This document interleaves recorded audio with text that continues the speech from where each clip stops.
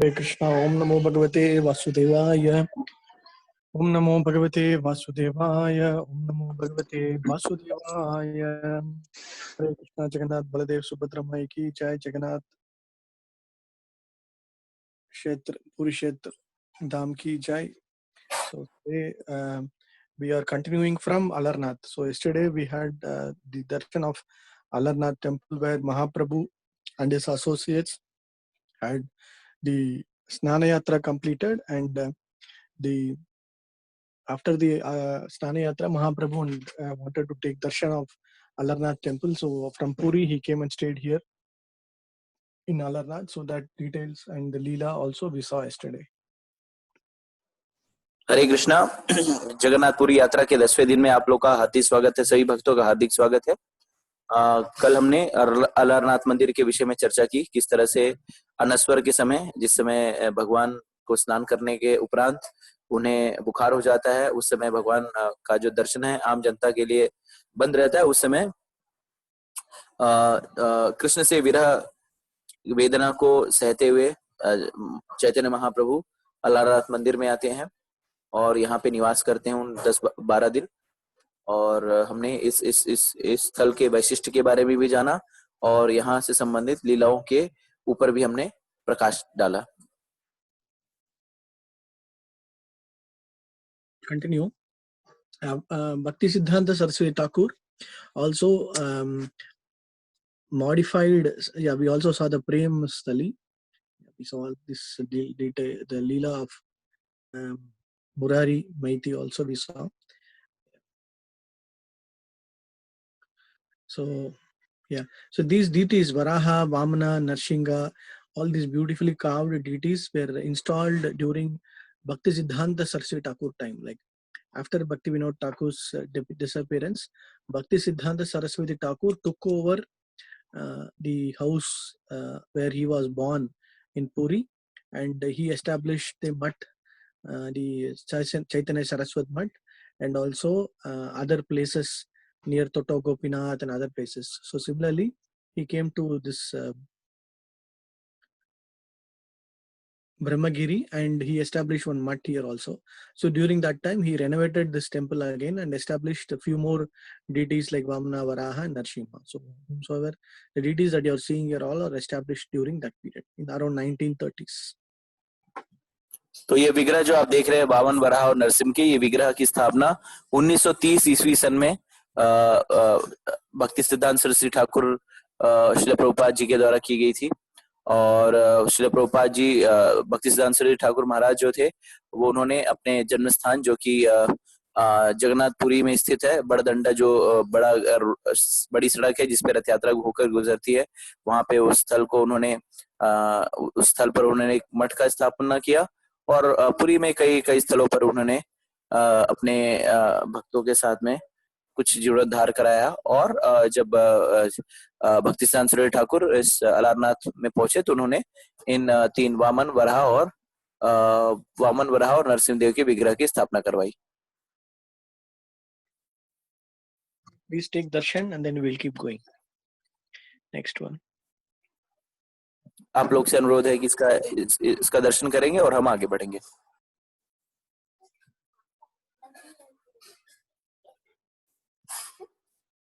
So opposite or little closer is this Brahma Gaudiya Mutt established by Bhakti Siddhanta Saraswati Thakur. So yeah, in this also there is very beautiful deities. Yeah, this is in Alarnath temple. So Bhakti Siddhanta Saraswati Thakur stayed here for some time and established this mutt.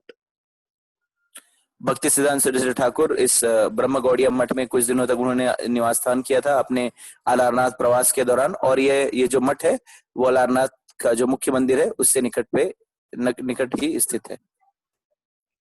And fortunately he also got a very beautiful small size of Alarnath. So when he was staying here, so you can see that also a very beautiful small size, very nice darshan if you see that one. So he got this deity and he has and they have established that very small one. So they have established that in this particular mutt. So it is called a Shri Guru Gaudiyanath temple, where we can have Mahaprabhu Then we have Gopinath Ji and the small Alarnath. तो भक्ति सिद्धांत सरस्वती ठाकुर को अलारनाथ के एक उत्सव विग्रह ऐसे प्राप्त हुए थे जिसका दर्शन आप छायाचित्र में कर पा रहे हैं। और इस मठ में जो विग्रह है उनका श्री नाम है श्री श्री गुरु गौड़ियानाथ गोपीनाथ गुरु श्री श्री गुरु गौड़ियानाथ गोपीनाथ जी।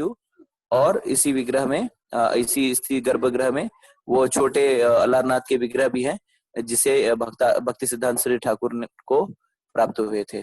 आप चित्र में देख पा रहे हैं यहाँ पे गौरांग महाप्रभु हैं और साथ में राधा कृष्ण हैं और छोटे से अलारनाथ के विग्रह हैं।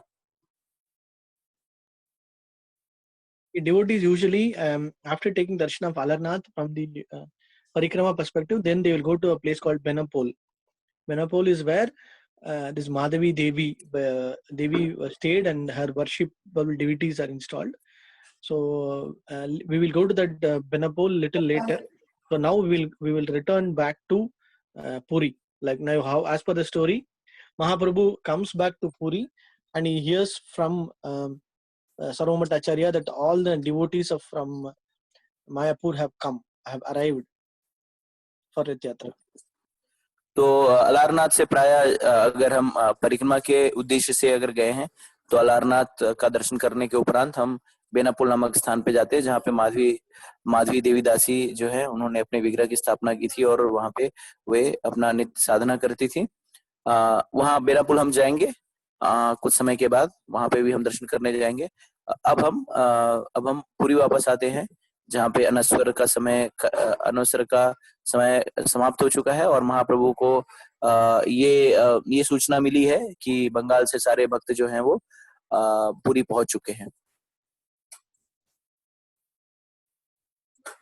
Immediately at the entrance of the temple, if you see from the Simhadwar, opposite is the Prataparud's palace, and in the balcony he will see Mahaprabhu and all the devotees from Mayapur, they assemble there. So immediately he will call Sarvabhauma Bhattacharya and Gopinath Acharya. Sarvabhauma Bhattacharya will tell, I do not know many of them, but Gopinath Acharya knows mostly about them. So you can just ask Gopinath Acharya about the details of each of the Vaishnavas who have come from Navadvip.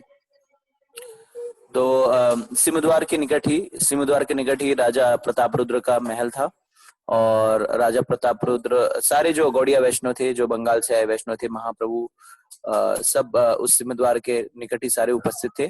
राजा प्रतापरुद्र ने सार्वभौम भट्टाचार्य को अपने पास निकट बुलाया और उनसे आग्रह किया कि वे सारे भक्तों को बताएं कि कौन से भक्त आए हुए हैं और सारे जो भक्त हैं उनके विषय में बताएं।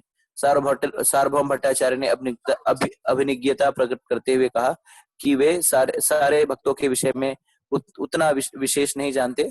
गोपीनाथ आचार्य जो हैं उन्हें सारे बंगाल से आए भक्तों के विषय में पूरी तरह से जानकारी है, तो गोपीनाथ आचार्य आपकी मदद कर सकते हैं। So it's a very beautiful conversation between King Prataparudra and Gopinath Acharya. So we have to understand the mood, the quality, and also how a devotee is being introduced. And the person who is getting that introduction also is so fortunate and who he reciprocates with respect. So that is this conversation between Prataparudra and Gopinath Acharya. So we will go little detail into this Leela. Okay, next page, Prabhu. तो इस लीला से हमें इस लीला में हमें ये जानना सबसे महत्वपूर्ण है कि गोपीनाथ आचार्य जो हैं वो किस तरह से भक्तों के बारे में प्रतापरुद्र को उनका विवरण दे रहे हैं कि कौन से भक्त की क्या विशेषता है। और ये भी समझना चाहिए और हमें ये भी सीखना चाहिए कि किस तरह से उस विषय में जान करके किस तरह से हमें उसे समझना चाहिए या उसके विषय में किस तरह से हमें अपना आभार प्रकट करना चाहिए। ये सारी गतिविधियां भी इस लीला से हमें सीखने को मिलती हैं। What is the Vaishnava Achar, Vaishnava etiquette? That is all established in this particular Leela, where once when the devotees, around 200 plus devotees have arrived, from the news comes to know that they have arrived near Narendra Sarovar, Mahaprabhu first calls Swarup Damodar and Govinda to immediately first even before I come, first you go and receive them. So immediately Swarup Damodar and Govinda rush to the near the Narendra Sarovar. So when they rush there, first they see first thing that they do is offer garlands. So when they offer garlands to first person is Advaita Acharya. So there is a Vaishnava etiquette that is being established here. So as per the Leela, if I keep going telling, you will be able to understand. तो यहाँ सिंहद्वार पे आने से पहले सारे भक्त जो है महाप्रभु को ये सूचना प्राप्त होती है कि बंगाल से लगभग 200 भक्त जो हैं वो नरेंद्र सरोवर के निकट जमा हुए हैं। महाप्रभु अपने दोनों परिकर जो है स्वरूप दामोदर और गोविंद से कहते हैं कि आप चपलता से आगे पहुंचिए और उन भक्त मेरे पहुंचने से पहले आप लोग उन भक्तों को जाकर के मिलिए और उनका आदर सम्मान कीजिए।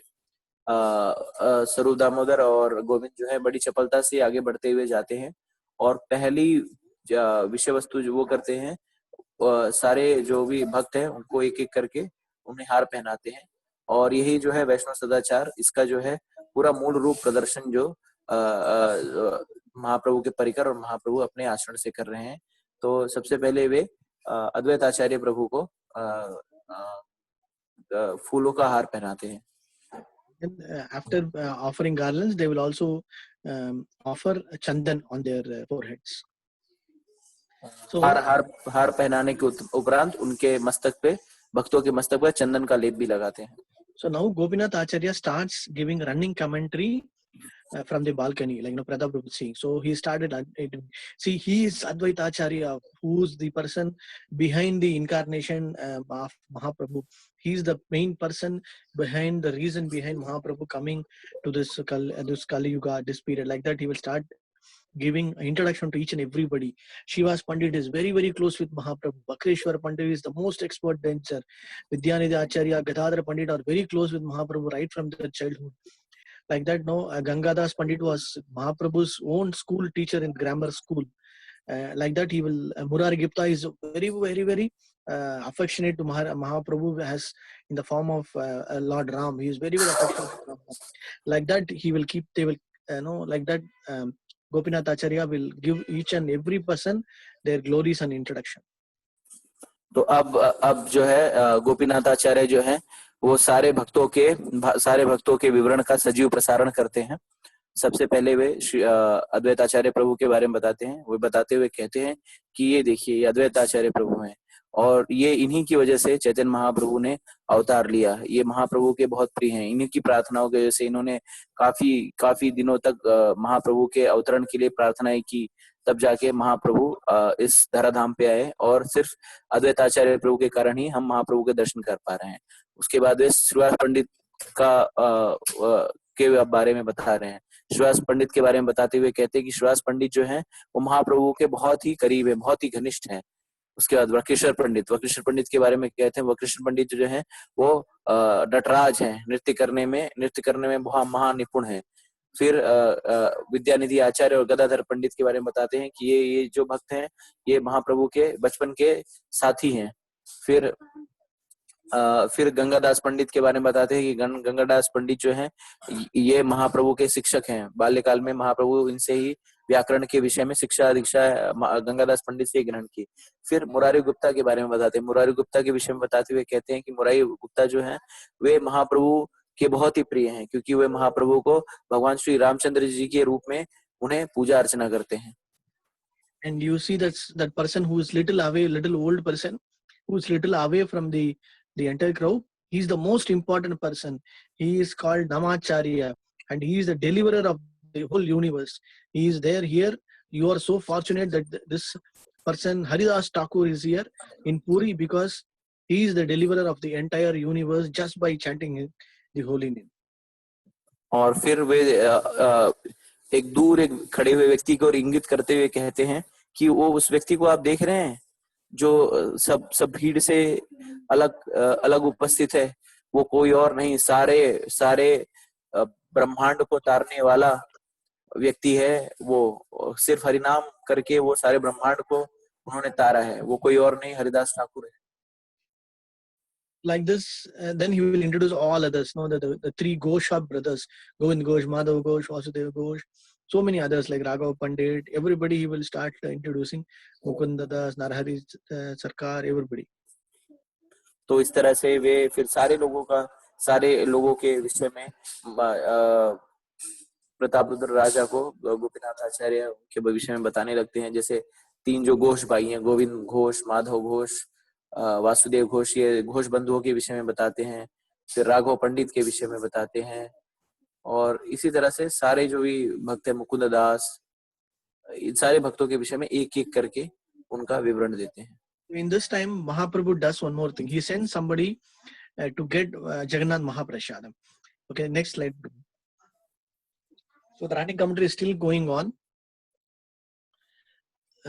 और ये सजीव प्रसारण जो है वो निरंतर चल ही रहा है, और इस दौरान महाप्रभु एक भक्त को भेज करके जगन्नाथ जी का महाप्रसाद मंगवाते हैं। Vaninath Patnaik. So last time we saw the 5 Panchapandavas. So Bhavananda Rai's son Vaninatha alone stays with Mahaprabhu, and so Mahaprabhu calls Vaninatha and tells, "Go quickly, go get a lot of Mahaprasad." So immediately Vaninath Patnaik goes into Jagannath Mandir, Anand Bazar, gets as much as nice prasadam. He comes, rushes towards Mahaprabhu, and then Mahaprabhu himself starts, so happily he just starts distributing the Mahaprasad right in there in the Narendra Sarovar place itself, and everybody just start taking that Mahaprasad. Just they have arrived, and immediately when Mahaprabhu gave prasadam, they didn't even think twice. They just start eating the Mahaprasad. उसी दौरान महाप्रभु भवानंद राय के पुत्र वाणीनाथ को भेजते आनंद बाजार जगन्नाथ जी का महाप्रसाद ले आने के लिए। वाणीनाथ जो है वो महाप्रसाद लेकर के आता है, और महाप्रभु सारे जो भी बंगाल से आए वैष्णव भक्त हैं सारों को प्रसाद वितरण करने लगते हैं, और सारे भक्त बिना कुछ सोचे, बिना कुछ शंका किए उस प्रसाद को तुरंत ही ग्रहण कर लेते हैं।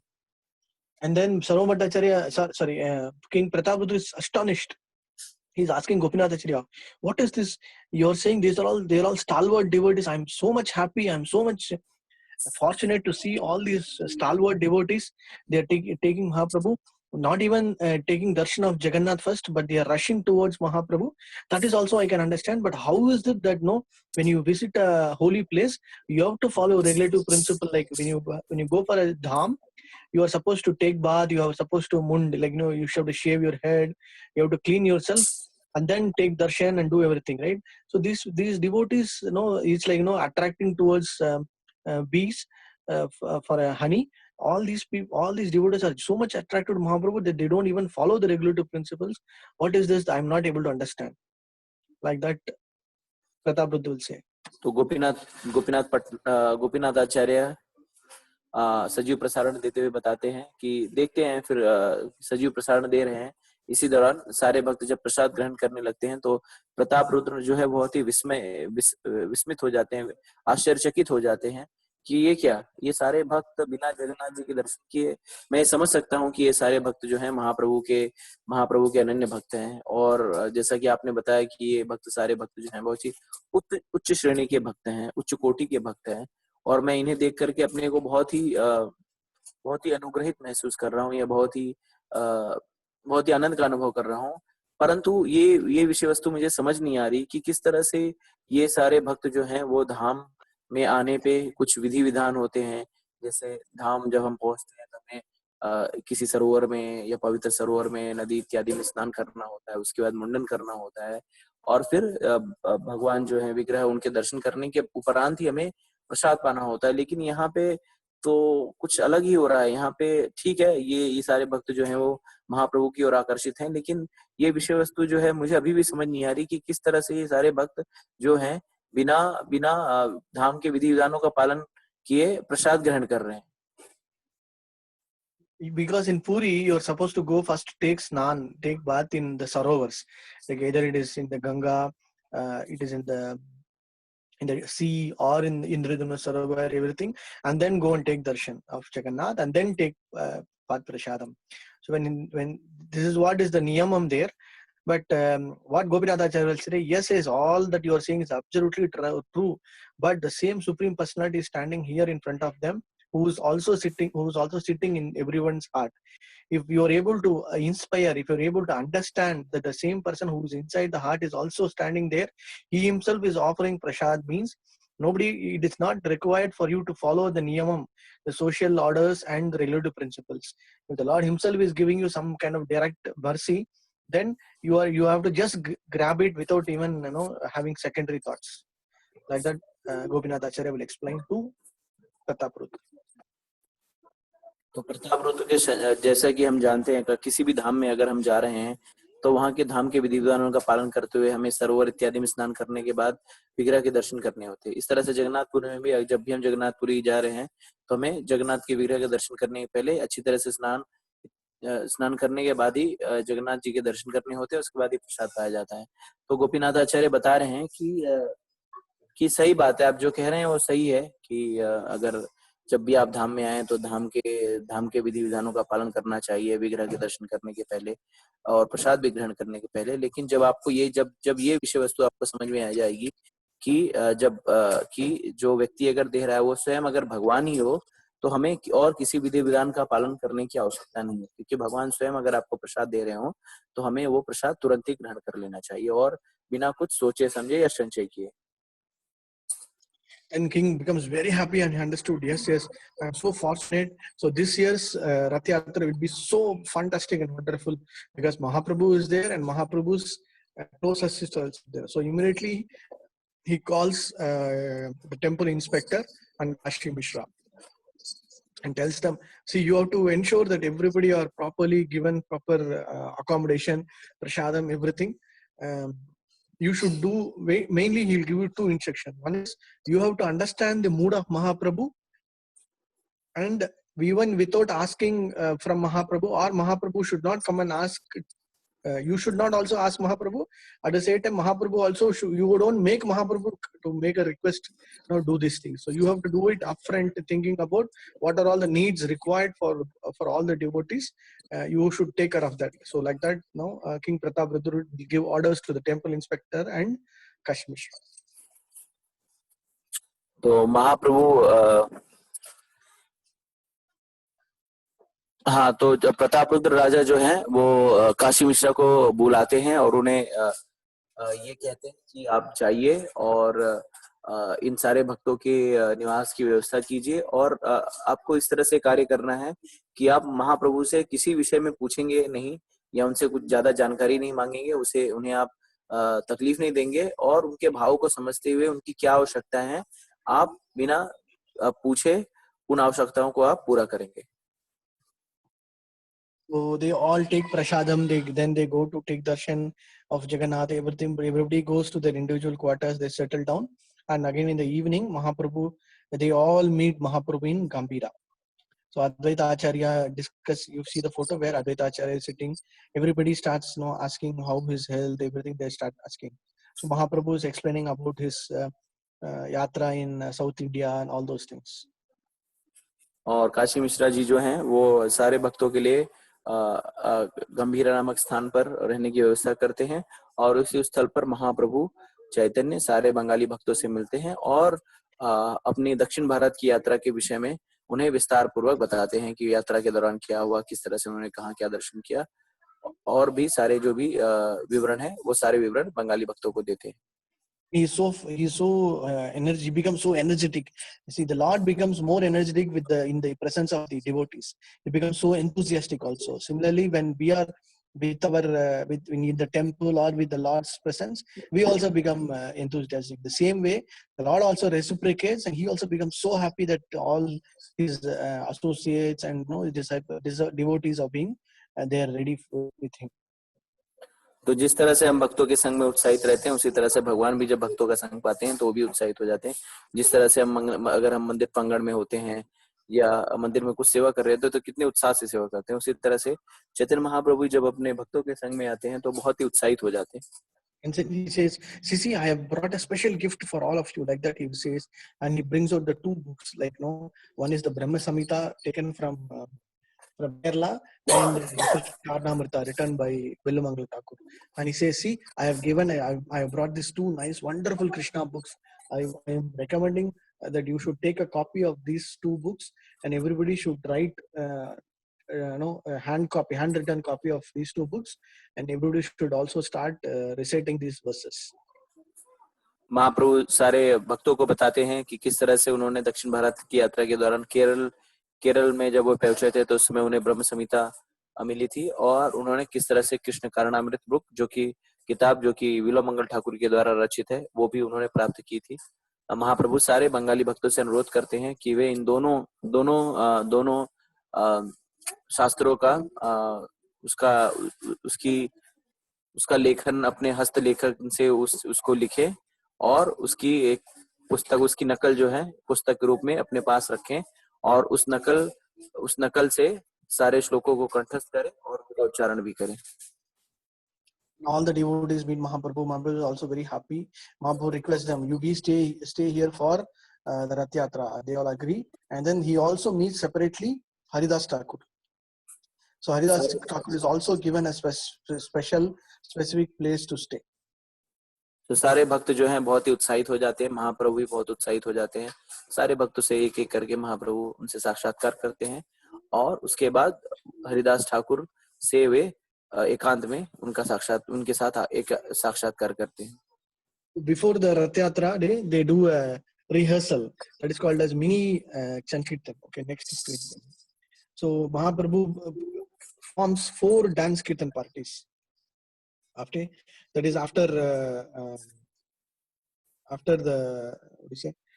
Dhoop Aarti, after the Dhoop, the evening Dhoopa Aarti around 4 o'clock.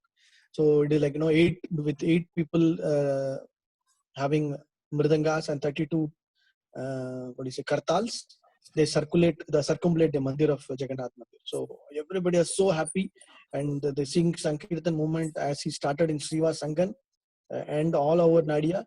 Same is repeated here in Jagannath. The 4 groups are okay, go ahead, sir. रथ यात्रा के एक दिन के पहले महाप्रभु संकीर्तन का अभ्यास करते हैं, और उस अभ्यास के दौरान 4 अलग अलग गुट बनाते हैं, और हर गुट में 8 कुल मिलाकर 8 मृदंग और 32 करताल जो है सारे गुटों को मिलाकर होते हैं, और ये सारे गुट जो हैं मिलकर के श्री मंदिर के प्रांगण की परिक्रमा करते हैं, और ये इसी तरह का संकीर्तन करते हैं जिस तरह से महाप्रभु अपने भक्तों के साथ नाडिया या बंगाल में किया करते थे। We established the Sankirtan movement very near to his home in Yogapid, a place called as Srivas Angan. So from there, he started doing the Maha Sankirtan daily all over the Nadia villages. So after that, he again started this in Puri. महाप्रभु ने संकीर्तन आंदोलन की शुरुआत जो है अपने Nadia में स्थित अपने निवास स्थान के निकट श्रीवास आंगन से की थी, जहाँ पे उन्होंने प्रथम संकीर्तन किया था। उसके उपरांत उन्होंने पूरे नाडिया नगर में संकीर्तन का आंदोलन चलाया था। उसके बाद अब पुनः रथ यात्रा के समय पे उसी भव्य संकीर्तन की शुरुआत महाप्रभु पूरी क्षेत्र में भी कर रहे हैं।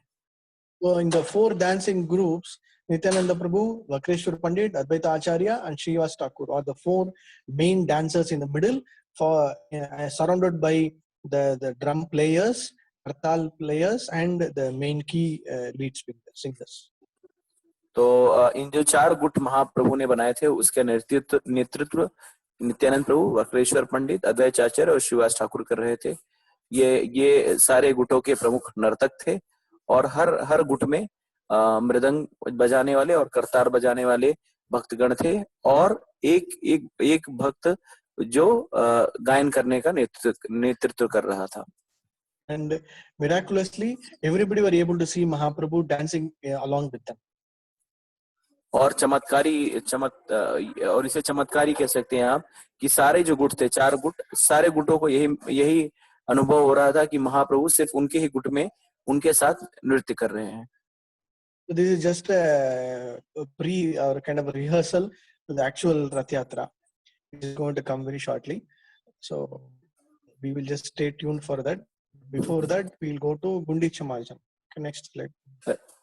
ये जो संकीर्तन जो आज हो रहा है, ये उस मुख्य संकीर्तन जो कि रथ यात्रा के दिन होगा उसका एक अभ्यास के स्वरूप में है।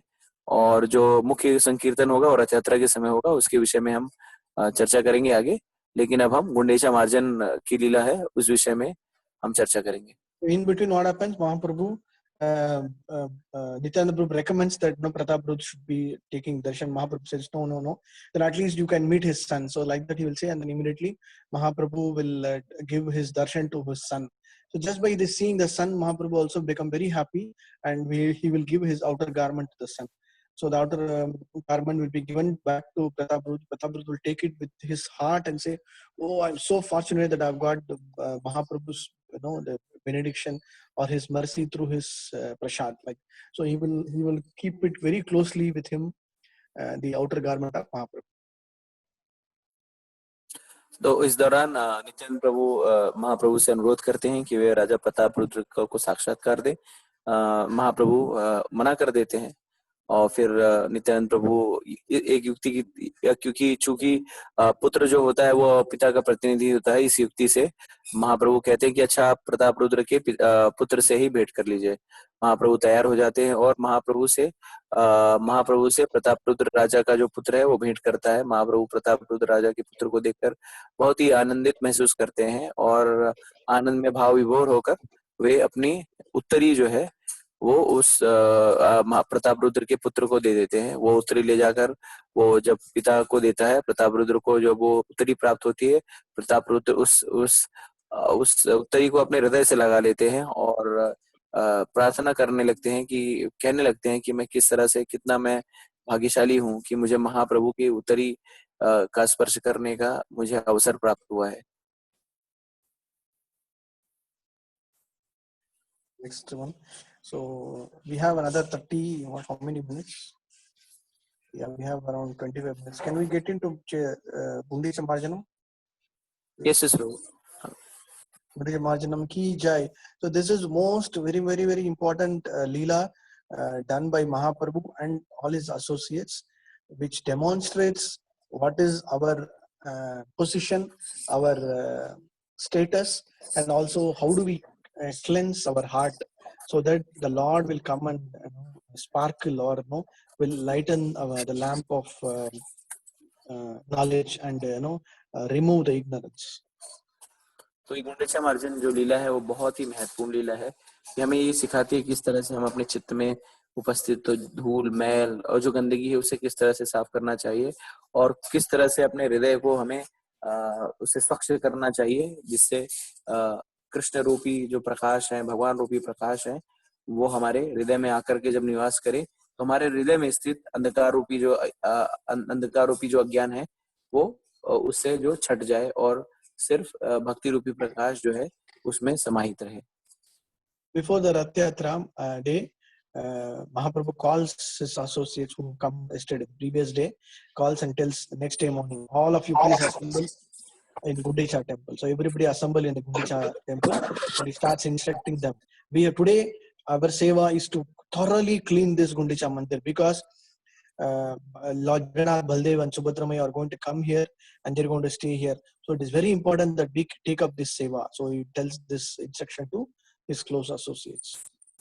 तो महाप्रभु अपने परिकरों को कहते हैं कि हम लोग गुंडेचा मंदिर पर जाएंगे, आज वहां पे भेंट करेंगे और आज जो है हम सबसे महत्वपूर्ण कार्य करेंगे और गुंडेचा मंदिर का को बहुत ही स्वच्छ रूप से बहुत ही अच्छे तरीके से उसकी साफ सफाई करेंगे।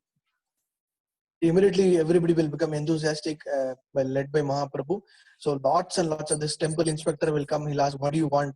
Mahaprabhu will say, we need broomsticks, we need lot of pots. So immediately everything will be arranged, lot of broomsticks and the water pots. So next to this Gundecha is the Indradumna Sarovar. So from the Sarovar, hundreds and hundreds of pots will be brought and then all the devotees will start cleaning. So in the cleaning process, first it is just to remove the dust. So Mahaprabhu himself will go, he will himself start cleaning the temple. Not only the floor, but the walls, roof, the pillars, every nook and corner, he will take the broomstick.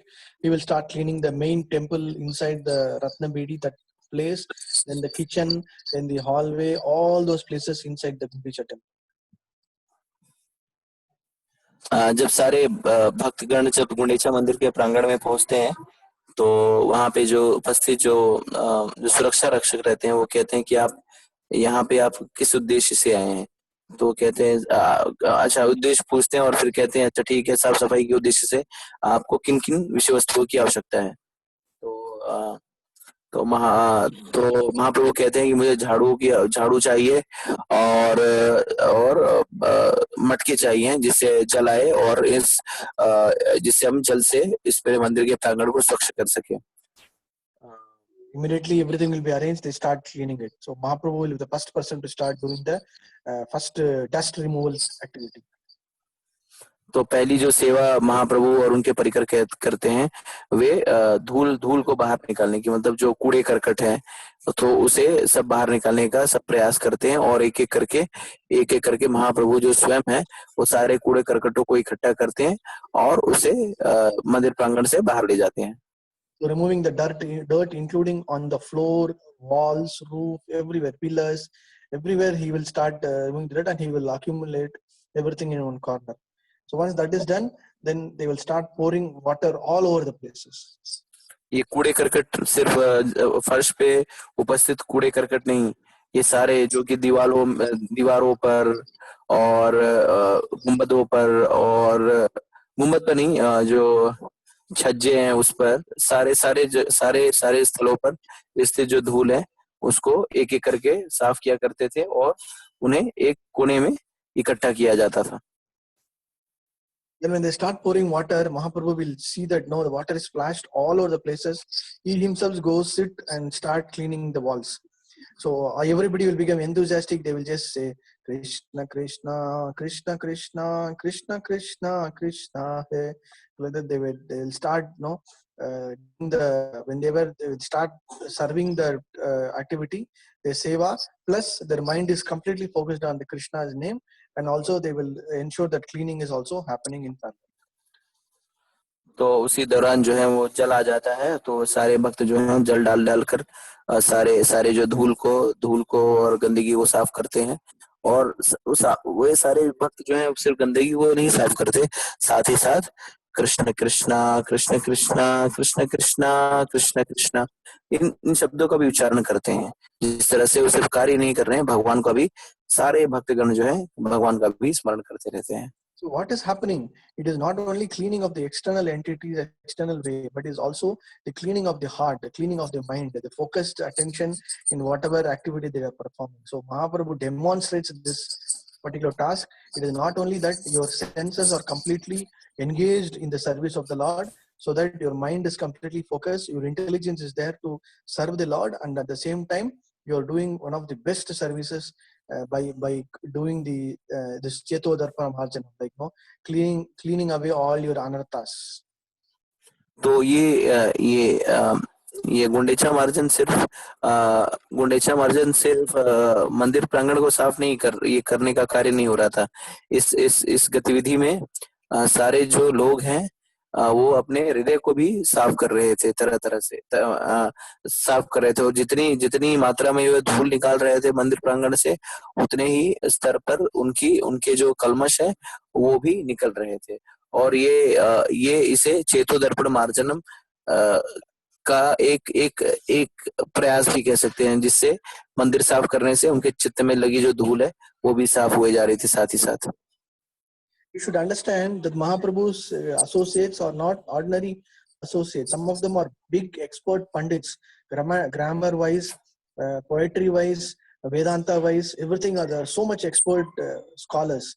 Some of them are filthy rich, so rich also, and some of them are very poor also. There are so many varieties of people. So irrespective of their material status and qualification, when you start engaging yourself in the service of the Lord, then your anarthas will always get cleansed away. So your qualification is your sincerity, by which when you perform this act of cleaning, you will get humility. तो महाप्रभु के जो परिकर थे वो भौतिक रूप से अलग अलग समूहों से आते थे। कोई बहुत ही अमीर व्यक्ति था, कोई धनवान व्यक्ति था, कोई बहुत ही ज्ञानी व्यक्ति था, और कई बहुत ही भौतिक रूप से गरीब व्यक्ति भी थे, लेकिन गरीब भक्त भी थे। लेकिन जब हम भगवान की सेवा में लगते हैं तो हम इन सारे जो भौतिक जो उपाधियां हैं, या हमारी भौतिक स्थिति है, वो उस उपाधियों और उस स्थिति से हमें कोई लेना देना नहीं होता। वहां पे सिर्फ एक ही कार्य होता है, भगवान की सेवा करना। तो जब भी हम इस तरह से सेवा करते हैं तो हमारी जो योग्यता है वो हमारा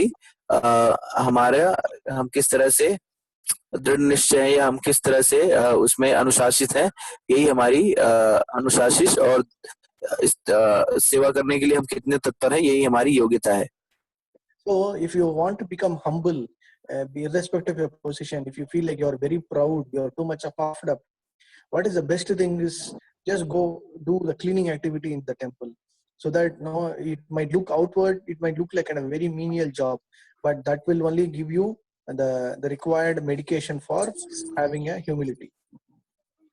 तो अगर कभी आपके जीवन में कभी ऐसा लगे कि आपके अंदर अहंकार जो है भारी मात्रा में आ गया है, या आप बहुत ही अहंकारी हो गए हैं, तो सबसे जो सरल उपाय है उस अहंकार को दूर करने का, वो है आप अपने निकट के मंदिर में जाइए और वहां पे साफ सफाई का कार्य करिए। आप जितने भी तीव्रता से साफ सफाई करेंगे मंदिर प्रांगण की, उतनी तीव्रता से आपके अहंकार जो है छटेगा, और आपके अंदर विनम्रता का भाव आएगा। And if you're able to clean the toilets in the temple, then that is considered as the best way where you can destroy completely your ahankar, and you will be feeling that sense of humility coming in. और example. अगर आपको अहंकार शून्य होना है और अहंकार को बहुत तीव्रता से घटाना है, तो सबसे सरल उपाय है मंदिर प्रांगण में जो शौचालय होता है, उस शौचालय की आप साफ सफाई करिए। शौचालय की साफ सफाई करने मात्र से ही आपका जो अहंकार है वो चूर्ण हो जाएगा, चूर चूर हो जाएगा, और आपके अंदर विनम्रता का भाव स्वयं स्फुरित हो जाएगा।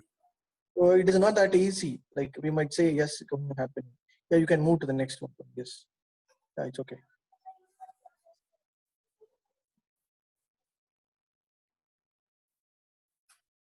Prabhu, you're telling something. It was yeah. So it is not that easy. Like just by saying, yeah, I will do the cleaning activity. But when you start doing only, you will realize so much of. You will get your own realizations.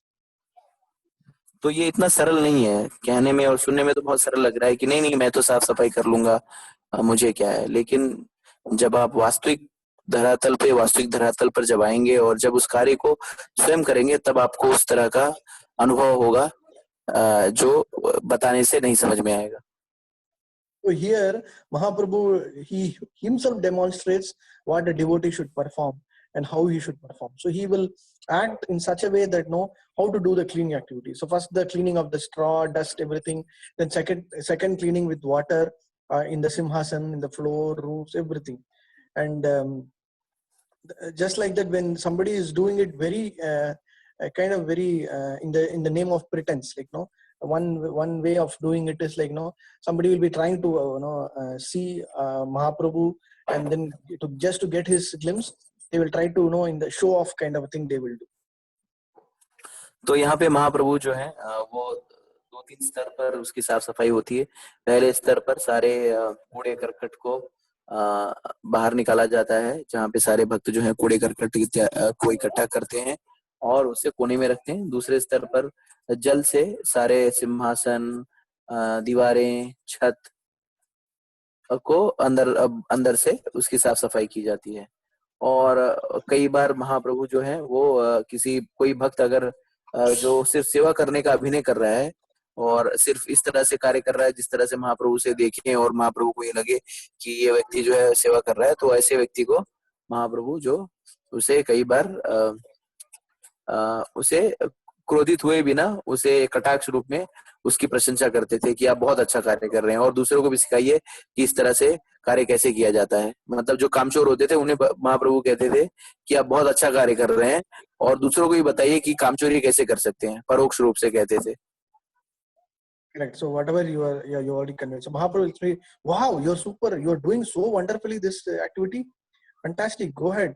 please teach others also. So when he says that, that particular devotee will feel ashamed, and then he will start doing the activity properly. और जैसे महाप्रभु जो कामचोर जो भक्त रहते थे, वो काम ठीक से नहीं कर रहे थे, उन्हें वे आकर के प्रशंसा करते थे, ओ बहुत बढ़िया, आप तो बहुत अच्छे से कार्य कर रहे हैं, अरे इतना अच्छा कार्य कैसे कर लेते हैं आप, जाइए और भक्तों को भी सिखाइए कि इस तरह से कार्य कैसे किया जाता है। और महाप्रभु के कटाक्ष को जो भक्त, कामचोर भक्त जो रहता था, वो समझ जाता था और उसे बहुत ही शर्मिंदगी महसूस करता था, और उसके बाद वो फिर अच्छी तरीके से साफ सफाई के कार्य में लग जाता था। If somebody is doing it very nicely also, he will praise, and at the same time make sure he will try to chastise someone. No, it is not good. Do it more. So somebody will clean. He will come. Mahaprabhu will touch with his finger and show him. See, still some more dust is there. Like that he will show, and then again that person will do it again. So in either way, it might look like chastising, but actually making that person more and more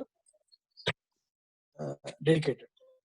अगर कोई अच्छे से भी कार्य कर रहा है तो महाप्रभु उसके पास जाके कहते हैं, वो अच्छे से करिए, क्या है, जल्दी अच्छे से साफ सफाई करिए, और जाते थे और देखते थे, उंगलियों से स्पर्श करके देखते, देखिए अभी भी धूल है, आप ठीक से नहीं कर रहे हैं, अच्छे से करिए। तो एक बाहरी तरीके से हमें लग सकता है कि महाप्रभु जो है किसी को प्रशंसा कर रहे हैं या किसी को भर्त्सना कर रहे हैं, लेकिन महाप्रभु ना किसी की प्रशंसा कर रहे हैं ना भर्त्सना कर रहे हैं। महाप्रभु का सिर्फ एक ही उद्देश्य है कि किस तरह से मंदिर की साफ सफाई अच्छे तरीके से हो। When during this, one devotee from one Vaishnava, one Bengali person, he will just come, he will pour water at the lotus feet of Mahaprabhu, and he will start drinking that water. Mahaprabhu outwardly will say, "What is this? Stop it! You are not supposed to do this in the temple." Like that he will shout. और इसी दौरान एक बंगाली भक्त जो है वो आता है, महाप्रभु के चरणों पे जल डालता है और उस चरण जल को ग्रहण कर लेता है। महाप्रभु बाहरी रूप से क्रुद्ध होते हुए कहते हैं, ये आप क्या कर रहे हैं, मंदिर में आपको इस तरह से आचरण नहीं करना चाहिए। Outwardly he demonstrates it, but internally he is pleased that this Bengali Vaishnavi has understood the real truth. बाहरी रूप से महाप्रभु ने क्रुद्ध होने का अभिनय किया, किंतु आंतरिक रूप से महाप्रभु जो इस बंगाली भक्त से बहुत ही उन्हें स्नेह का अनुभव हुआ। So by afternoon time they complete this this Mundisha Marjanam, and then they go to Nrsimha temple, the Yagi Nrsimha temple that we had darshan other day. So there also they go and do the same cleaning activity. दोपहर के समय तक गुंडेचा मंदिर की साफ सफाई पूर्ण हो जाती है। उसके उपरांत सारे भक्तों के साथ महाप्रभु नरसिंहदेव मंदिर पे जाते हैं। Then after cleaning Nrsimha Mandir also, then near that beautiful garden, he makes everybody to sit in 2 rows, and he himself starts serving Mahaprasadam to everybody. Narasimhadeva की साफ सफाई करने के उपरांत महाप्रभु भक्तों को उसी उद्यान में बैठने के लिए कहते हैं, उन्हें 2 पंक्ति में बैठाते हैं और स्वयं अपने हाथों से सारे भक्तों को प्रसाद वितरण करते हैं। And then we saw this Leela when they were doing this wonderful kirtan in near Nrsimha temple, dancing with Swarup Damodar. Then Gopal, the son of Advaita Acharya, will faint, and then he brought back that Leela. I think they already. तो हम जब नरसिंहदेव मंदिर पे गए थे तो हमने इस विषय में चर्चा की थी, किस तरह से कीर्तन के दौरान अद्वैताचार्य के पुत्र गोपाल मूर्छित हो जाते हैं और किस तरह से गोपाल को उनकी मूर्छा से महाप्रभु वापस लाते हैं। तो उस विषय में हम पुनः चर्चा नहीं करेंगे। So everybody, all the senior devotees, everybody will sit, and then Govinda will say, "Now Mahaprabhu, please you also sit. If you don't sit and have prasadam, nobody else will take prasadam." So then Mahaprabhu understood, he will sit. Then he will just look out, and Haridas Thakur will be standing little away. Then Govinda will say, "No, you take prasadam. I will ensure Haridas Thakur gets his prasadam." Okay, then Mahaprabhu will say yes, and then he will start taking prasadam. तो महाप्रभु जो है सबको प्रसाद वितरण करते रहते हैं। महाप्रभु के जो सहायक हैं, सेवक हैं, गोविंद कहते हैं, महाप्रभु आप भी बैठ के प्रसाद पाइए, और अगर जब तक आप प्रसाद नहीं पाएंगे इस सारे भक्त भी प्रसाद नहीं पाएंगे। महाप्रभु बैठते हैं और देखते हैं कि एक कोने में हरिदास ठाकुर जो थे वे खड़े उपस्थित थे वहां पे। महाप्रभु उनकी ओर निहारते हैं। गोविंद जो है महाप्रभु के भाव को समझकर कहते हैं, महाप्रभु आप प्रसाद ग्रहण कीजिए, मैं ये देखूंगा कि हरिदास प्रभु जो है वो प्रसाद पाएंगे। And afterwards, Sarvabhattacharya, Ramananda Rai, everybody will start serving the Lord with his close associates. Like this side, right side Nityananda Prabhu, left side Advaita Acharya, they will sit and then they will start serving. So that time, initially the rice, the dal, vegetable will be served, and then everybody will know. Mahaprabhu will say, "No, this is more than enough for me, more than for me." And then slowly everybody will start giving sweet also. तो महाप्रभु प्रसाद के लिए बैठते हैं, रामानंद राय और स्वरूप दामोदर उन्हें प्रसाद बांटते हैं, प्रसाद प्रदान करते हैं। और पहले शुरुआत में दाल और चावल दिया जाता है, दाल और भात, और उसके बाद सारे भक्त जो है महाप्रभु को तरह तरह के मिष्ठान भी देते हैं। Mahaprabhu will look here and there whether Jagadananda was here, because if Jagadananda is there, he is very very specific about Mahaprabhu's health, like how in the mood of Satyabhama. So he will not allow him to take sweets. So sometimes he himself, Jagadananda himself will give sweet, but at the same time he will ensure Mahaprabhu does not take too much of sweet. So Mahaprabhu, like typical person, he will look here and there whether Jagadananda was standing near close by.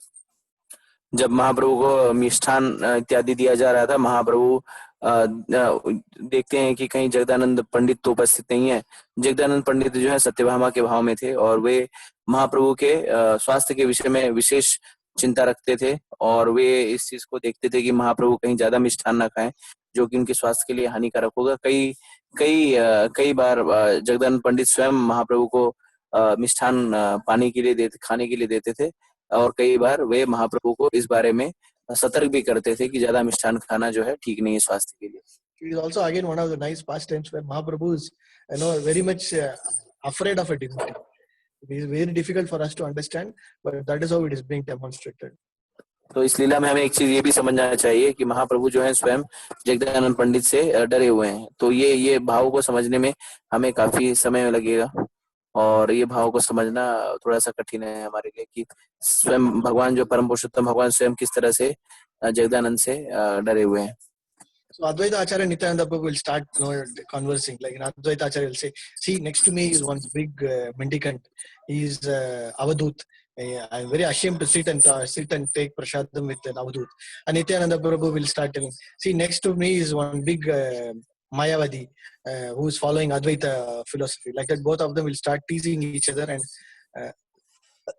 honoring the prasad. और अद्वैत आचार्य इस दौरान अद्वैत आचार्य और नित्यानंद प्रभु हास्य विनोद करने लगते हैं। अद्वैत आचार्य कहते हैं, मेरे निकट में एक अवधूत सन्यासी बैठा है जो सिर्फ सन्यास होने का ढोंग कर रहा है, और नित्यानंद प्रभु कहते हैं कि हाँ, मेरे निकट में एक मायावादी व्यक्ति बैठा है जो अद्वैत को सब कुछ मानता है। और इस तरह से दोनों अद्वैत आचार्य और नित्यानंद प्रभु हास्य विनोद में प्रसाद ग्रहण करते समय हास्य विनोद करते हैं।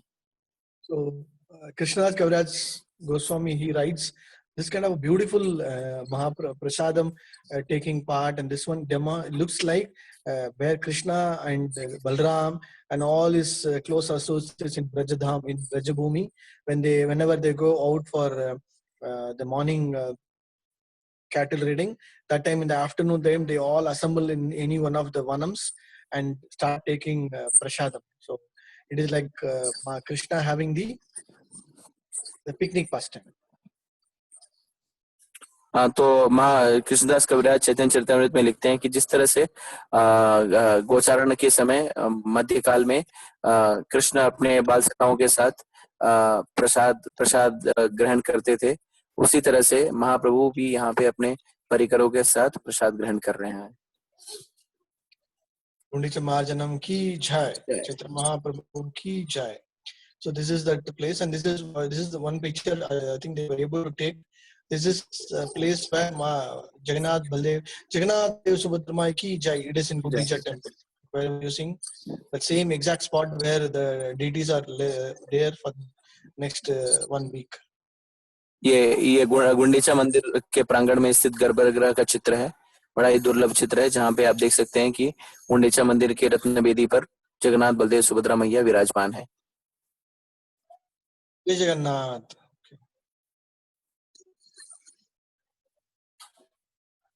Okay.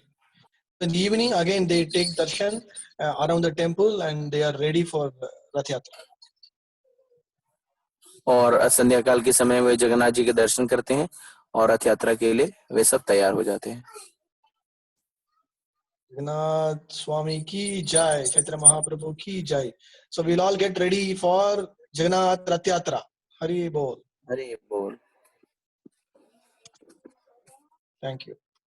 तो हरे कृष्णा सभी भक्तों को. तो आज हम यहाँ पे यात्रा समाप्त करेंगे. कल की यात्रा हम जगन्नाथ रथ यात्रा से शुरुआत करेंगे. तो सब आप लोग सब जगन्नाथ रथ यात्रा के लिए तैयार रहिए. और कल 8 बजे ठीक आप लोग जुड़ने का कष्ट कीजिए. All the duties are requested. All the requests are informed that today we will stop the yatra here and tomorrow we will again join. So tomorrow we will have the darshan how Jagannath, Mahaprabhu is doing kirtan in the Rath Yatra. So all of us be ready for that. And Sambal requests that all of you please join at 8 p.m. sharp tomorrow. Yeah, and so we will stop here. अगर किसी महानुभाव किसी भक्त को कोई प्रश्न है तो आप अपने प्रश्न पूछ सकते हैं. If any devotee have any question can ask. Hare Krishna.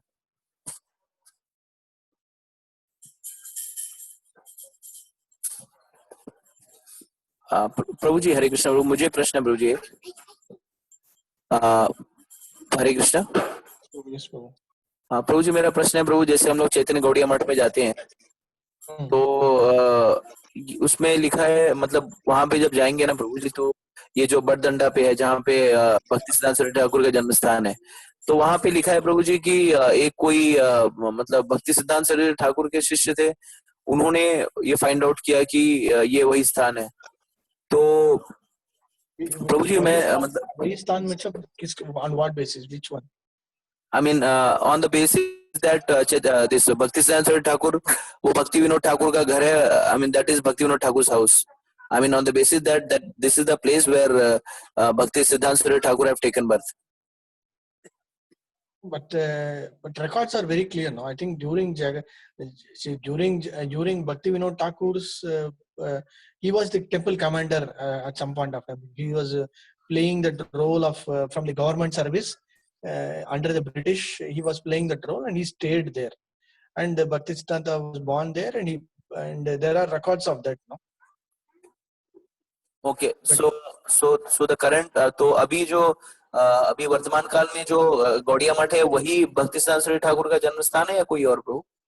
That is where it is there. But there is one more place where we have acquired our ISKCON temple, that is Bhakti Vinod Thakur's Bhajan Kutir, next very near to Haridas Thakur Samadhi. Yeah, Haridas Thakur Samadhi. That is also there.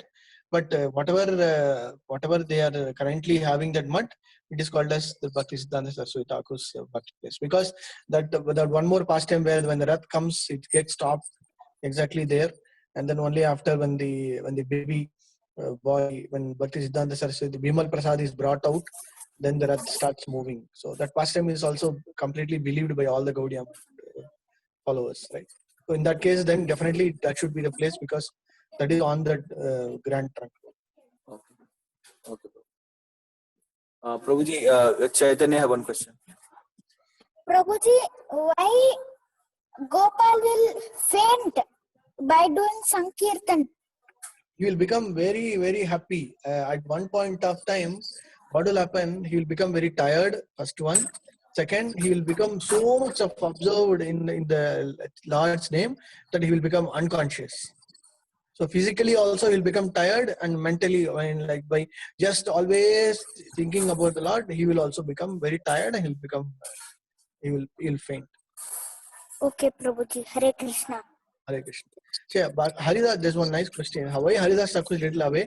So Haridas Thakur, he is so humble, and also at the same time, because of the place there in Puri, specifically, the caste system was still followed by the other Brahmanas and other Kshatriyas and the Pandas and everybody. So even though Mahaprabhu and associates, they didn't bother about this, but still in a new place, and they wanted to ensure Haridas Thakur, because of his humility, he does not want to, in a public place, in a very new place, he didn't want to mingle everybody together and then get into some kind of a problem, because all of them are guests there. So Mahaprabhu recognized that, and that is why Mahaprabhu also said, okay, let him get a separate place, so that his main agenda is only in terms of chanting, because he cannot enter into Puri Mandir. That is also one more reason, that is also main reason, because even though he stayed in Puri, he could not enter into Puri Dham. Into the Sri Mandir. So only during Rath Yatra time he was able to take darshan of Jagannath Baldev Subhadra.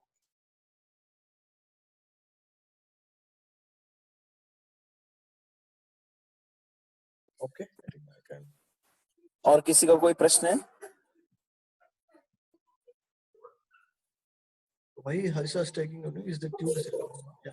Why Mahaprabhu choosing Gandicha temple for cleaning when we have many other temples in Puri? Is there any specific reason behind that? Nice question. One of the main reason is Mahaprabhu choose Gundicha Mandir is it is part of the Rath Yatra ceremony. First point. Second point, it is not that easy to do cleaning in the other temples, like as we see. Like Sri Mandir is completely maintained and controlled by the Pandas. Even though Gundicha Mandir is also having Pandas, but comparatively, that particular 9-10 days is only the period where you will see a lot of activity. If you go in any other day, the Gundicha temple is not that much, because there's no deity, there's nothing there. It is just a place where the Lord comes, Jagannath Baldev Subhadra might come, and then they take rest and go away. But the other temples, still they have, throughout the year, they have the deities established, and puja, everything is going on. And Mahaprabhu wanted to demonstrate that when the Lord is, as per Rath Yatra Sampradaya, the Lord is coming out and he is going to stay in some place. Lord is coming for whom? He is coming out for us. So when he is coming out for us, which means we have to properly invite him. We have to properly welcome him. And where he is going to stay, it is in our heart. So that is where is like Gundicha temple. So we have to ensure that it is being properly cleaned, properly done, so that we welcome him in the same the same kind of mood and attitude.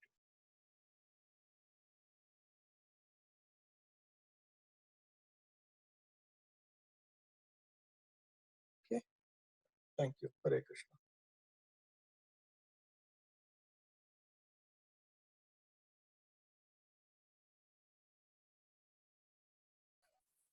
Okay. और किसी का कोई प्रश्न? किसी का प्रश्न नहीं प्रभु जी, हम लोग यहीं पे सत्र समाप्त कर सकते हैं. Okay. Hare Krishna. हरे कृष्ण. दंड प्रणाम प्रभु जी.